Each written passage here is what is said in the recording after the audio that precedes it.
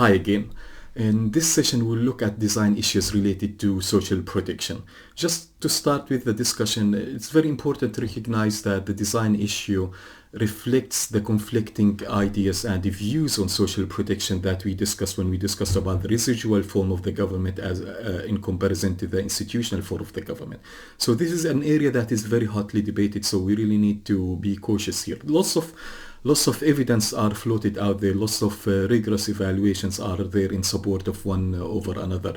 However, what I will use is that I will appeal to common sense and rationality. It's very important, in these topics that you find your own voice. I will use common sense, and if something that I will introduce in this area when I take one side over another is the very basic idea of rationality and common sense. So we need to use common sense and be aware of the issues out there. So I think this will help us to go through this design issue in isolation of the ideological views and the conflicting ideas. We'll focus on common sense and things that are really practically sound. Okay, let's get into this one. When we talk, and this is part of like the debate why we have this issue here in, as I mentioned, it's hotly debated. Part of it is mainly because we tend to think of social protection as a charity, like you give money. So, and this is where all problems start, in a charity, if you want to give a charity to an individual, you tend, everyone, we concerned citizens, which is good to give a charity. We tend to look for the most miserable looking person and then we give charity to that person. And the idea here is that this what in our mind, somehow in our subconscious, those are the deserving. So we look for the most miserable one. As I mentioned, nothing wrong about a charity at individual level. There is no issue there. All of us, we should care for everyone. When we see somebody in need, we should, as good citizens, we should step in and try to help. Having said that, the government is not a charity organization. The government has different sets of objectives. A charity, obviously one of the main objectives is to have anti-poverty instruments. But the anti-poverty instruments shouldn't be done in a charity way. We need to recognize this fallacy. When we look at the government, we tend to consider it as a charity organization. So the government is not a charity organization. What works at individual level, it's fine because we concern citizens. At the government level, the government is a developmental, the intervention, it has many other like consequences and side effects. So the government looks at developmental aspects. For individual level, you don't look for somebody with potential, somebody dressed, like with potential to give a charity. You give to the most miserable looking person, and the whole idea, even in development, many times we don't differentiate. You see people going to Africa taking photos and send it to grandmother somewhere sitting to be proud of her child. This is a charity. We need to get out of it. The government needs to look for developmental, just to help us to understand the difference between them. Imagine, you yourself or myself, I come to tell my daughter, if you fail an exam, I will give you an award. This doesn't make any sense, right? Because in the approach when we deal with education and helping our children to reach their full potential, we try to give them the incentive structure to move upward and forward. So we, of course, we are always there for them to support them. But when we intervene or when we try to support them, we try to make the incentive structure to help them to develop.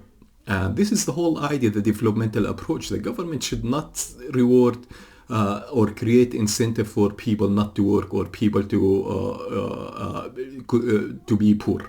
It's unfortunate if you say, I'm going to give you money because you are poor. In other words, I'm subsidizing poverty, and that creates the incentive for people to remain poor. In many, we'll look at it. So again, when we talk about developmental, governments need to look at certain categories, certain specific issues that can support them without creating disincentive to accumulate education and participate in the labor market and getting skills. So it's very important not to use a charity approach. This is the first one related, to differentiation between charity and developmental.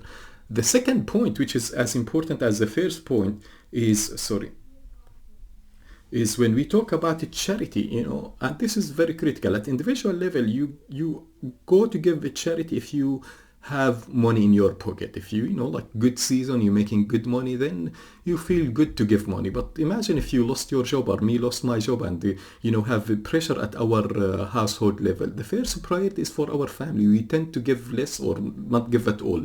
It's supply driven. You have money, you give money. But the government, it's the opposite. That's the whole idea of the Keynesian economics, the stimulus. It's the opposite. The government steps in at time of recession to increase spending, even if it steps into debt. And it counter the business cycle. If the economy is booming, it does not increase spending, because that will create inflationary pressure. But if the economy is not doing well, the government steps in to increase the support. So it's demand driven in the developmental approach. It's not supply driven like at individual level. And this distinction is very critically important. It makes sense, and I don't want to get too much in evidence, but things have to make sense. And then with the evidence, we look at it as we move on, right? So again, like the choice countries face, I'm sure like what floats in your mind nowadays, we cannot afford it. Hold on affordability. We move systematically in this issue. But very important again to consider issues when you want to select who to support. It's very important that first you look at the design issue, and this is the whole session. It's about design, and we look at the specific issues. So the design issue, you need again, as I mentioned, the example that when I tell my daughter, if you like the wrong example, if you fail an exam, I give you an award. What kind of message I'm sending? Similar to this, I mean, imagine when the government gives a signal for people not to accumulate asset, including education and other things. I'll give you one example. For instance, when I was in Zimbabwe. In Zimbabwe, like a good program, not good, but I mean, it is what it is. They introduce a cash transfer to support the most deprived villages in Zimbabwe. And Zimbabwe is a country in poverty, low-income country. So when you select the most deprived villages, it means that those are really in hardcore poverty, which is like the statistics showed that poverty is 98% in those communities. And then this program wanted to target within those communities to look at who is poor. Obviously, there is no data about income, who gets what money. When you don't have data on income, then you go to what's called proxy-means testing. So you ask many questions. Do you have this? Do you have this? Do you have a cow? Do you have a car? Do you have a cat? So not a cat, you need a productive asset. Do you have a chicken? Do you have, you ask those questions, and that translates into probability of being poor or not. Fair enough. Statisticians, they did their work, and then they asked those questions. First round, people didn't know that it's linked to money, so they answered honestly. The second round, now people in the same village, all of them, they live at the same level. Imagine you and me. Now you got the benefit, I didn't get the benefit. I come and I ask you, how come we live in the same village with same household size? We are even neighbors. We work in the same field. How come you you got it, I didn't get it? We compare how we answered. And then when we compare how we answered, then we realize that I answered that I don't have a chicken. Well, you are, I answered that I do have a chicken and you didn't have chicken. Then that translates that you don't have assets according to this methodology, and then they give you the cash. Now, what the message the government sent me when they target my poverty based on, like those questions, the message sent to me that the chicken is the source of my misery. So I slaughter the chicken so I can get the benefit. So instead of encouraging people to accumulate assets, now you discouraging people to accumulate assets. Actually, encouraging them to liquidate their assets, to sell off the chicken that was giving them egg that was nutritious to the family. We need to be very clear about it. When you target based on poverty like this, you encourage people to become poor to benefit, and people are live in hard condition in those villages, in those communities. So naturally they will find ways to manipulate the system to benefit, because it's a matter of bringing food on the table. You cannot outsmart them. They will outsmart us because the dynamics is different. For them it's food on the table, death or life. So they do what it takes to benefit. For instance, another issue was to look at the nutrition to take the measurement of the arm. So if the child is malnutrition, then will be the measurement will be red, and that will indicate the household live in poverty. So one of the issue was, one of the way to target is to look at those with severe nutrition among children, malnutrition among children. Up to this point, it sounded good. People will not be able to manipulate it, but as I mentioned, people, they would do what it takes to benefit from this program. So what happens, the enumerators reported, like when I interacted with them, they said, we see the same kid in the same house, we go to the same household, oh, hi, how are you? And they take the measurement of the kid, you deserve. They go to the next household, they see the same kid, like the family, they borrow the same skinny kid from one household to another to benefit.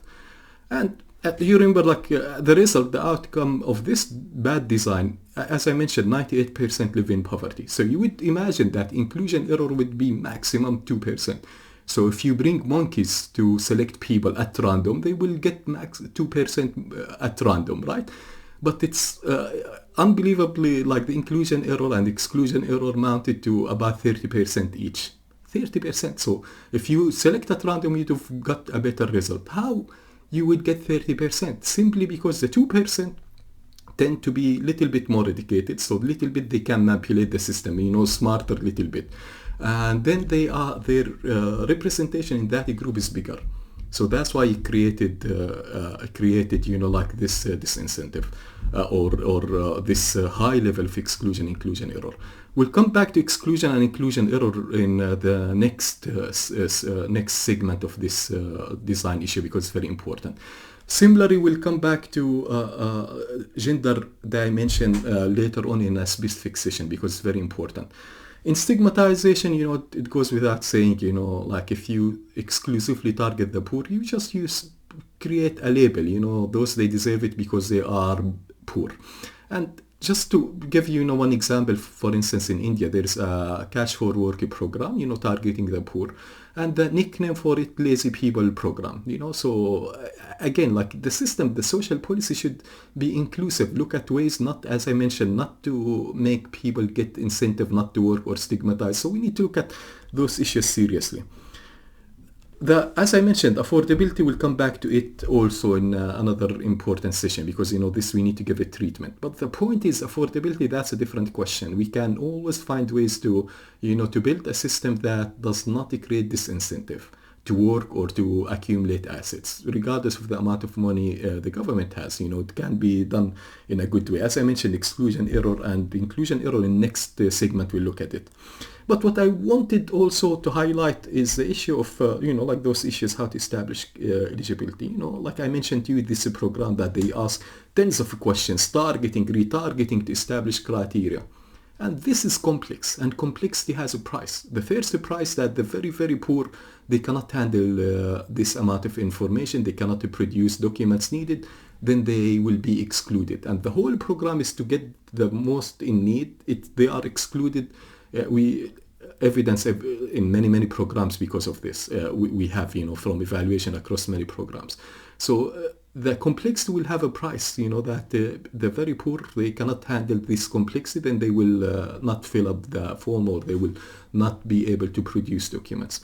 But the second issue is related to, especially to complex programs. The issue, maybe I can explain it in this image. I mean, if you look at this image, somebody look at it, and let's, or maybe this one didn't help you, but look at this one. I think you are saying what Amjad is saying here, Well, I'll be clear to you. You are, the fact that you are attending my course, it means that you are graduate students, you're very well educated, you're into very important policy program like this. But similar to me, when I saw those photos, we tend to think something wrong about this photo, right? We tend to think about something wrong in this photo. But you are smart and I am smart. We know for sure 100% that there is nothing wrong about this photo. Otherwise, you would have heard it in the news. It would have been big news everywhere if there is something wrong about this photo. But why our brain, despite, of its, rationally there is nothing wrong with this photo, why we smiled when we see this photo? Why we think there is something wrong? It's simply if the brain does not see 5%, 10%, the picture is not clear to the brain. It's not the brain will not say, well, I don't know what's the story here, or will the brain will not act rationally to fill the gap rationally, to say, well, it's impossible for a high level official like Barack Obama and Hillary Clinton to in public, otherwise I would fear the brain does not act rationally. Many times it fills the gap in very interesting way. And I wanted, like I'm bringing this photo to linking to transparency. Very important in the design of social protection programs, especially that cash is involved, is to make it crystal clear, transparent, 100% crystal clear. You don't leave even 5% of something how they target. You don't leave it, to people like what the example I give you in Zimbabwe, to go back and compare the questions, or maybe because it's chicken. You have to make it simple, something that you can explain it in one crystal clear one sentence, that why you receive the benefit and not you. It's not to tell them because the targeting mechanism, logistic regression, that is not one sentence under. It has to be in one sentence that can be crystal clear understood. Otherwise, you will end up in people spacing out. How they space out? In many countries, there is a truth to it, that there is, cash transfers are used for political favors. During election time, that the program. If there is no governance, that this cash transfer program is introduced to buy loyalty. There is truth in it. But many times as well, there is exaggeration, like this photo is simply, I'm not getting the benefit, you are getting it. I would don't say because, the regression, logistic regression, all those fancy statistics found you more eligible. I will just space out. I'd say maybe because you are from different ethnicity, maybe because I'm bald, maybe, I come up with excuse that does not make any sense many times. And this is, we need to understand it. It is what it is. It's out there. So very important how we counter it. We counter it by simplicity. Social policy program, the design has to be communicated in one sentence that is crystal clear, understandable by everyone. Just one example, I was searching online, to support my point. I've seen many programs, but this one in Vietnam, for instance, look at how they target, look how many steps. Good luck explaining this to the public, that you are the final list of poor. Good luck to explain why its final list is based on this one. Good luck to explain it. It might be accurate. Don't get me wrong. It might be. The evidence is not accurate. We will have high exclusion error. We'll come back to this next time. But let's assume it's accurate. The problem with it, that people similar to this photo, they will space out because it's very difficult for anyone to understand what's the story here. Then especially if you tell them about the regression, go tell them that we use OLS, ordinary least square, we use Robit, we use, go explain to them these sophisticated mathematics, how we determine you are poor or not. So the point I wanted, like these programs might be, like the smartest statisticians, they produce it, but at the end of the day, you're gonna face the public. The public already there in many countries, there are division lines in the society. These programs will be interpreted across the division lines in a very interesting way. So it has to be crystal clear to avoid those issues. And the other last little bit of this one I wanted to keep in our mind, this quote from Amartya Sen, a Nobel Prize laureate, and as he was always quoted, as the conscious of economics. He highlighted this very important issue, that benefits are exclusively targeting the poor will end up a poor benefit. Think about, a system that is, healthcare only for the very, very low income people. It will just end up, in misery, because you need the rich and, or communities. Think of cities, communities. We now understand it. If you create, like in the historical experience in France, that you create suburbs for the, new immigrants, and so it will be, or in New York City, like the historical experience where you are, or the inner cities versus the suburbs.